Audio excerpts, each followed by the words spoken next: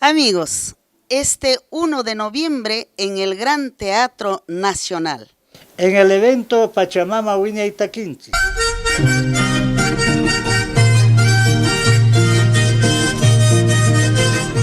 Amigos, les saluda Calandria del Sur con Demaita de Acomay e invitarlos para un día muy especial como es el Día de Todos los Santos. Cuerpo soltero, ¿por qué no descansas? Noche, pasas mala noche. Ese día quiero cantarles, alegrarles el corazón en el Gran Teatro Nacional, que ustedes ya conocen, juntamente con el amigo Andrés Chimango Lares, que todos ellos estaremos alegrándoles el corazón. Descansas, noche, pasas mala noche.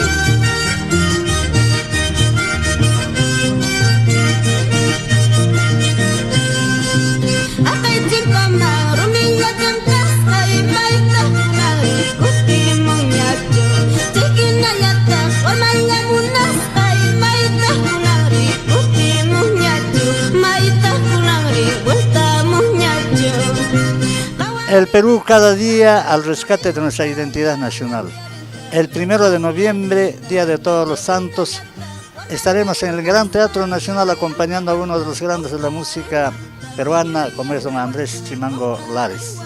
Bien amigos, el título del evento se llama Pachamama Wiña Itaquinchi. Canto a la vida, canto al amor, canto a las costumbres y tradiciones de este Perú grandioso, heredero de una de las grandes culturas, la más grande en América precolombina.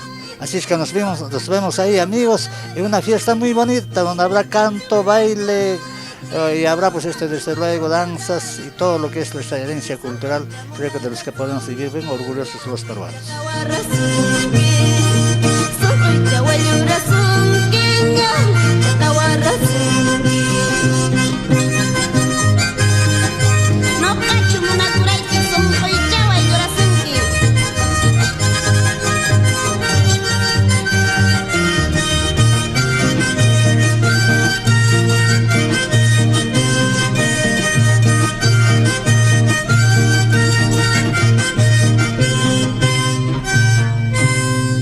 No se olviden, el 1 de noviembre en el Gran Teatro Nacional.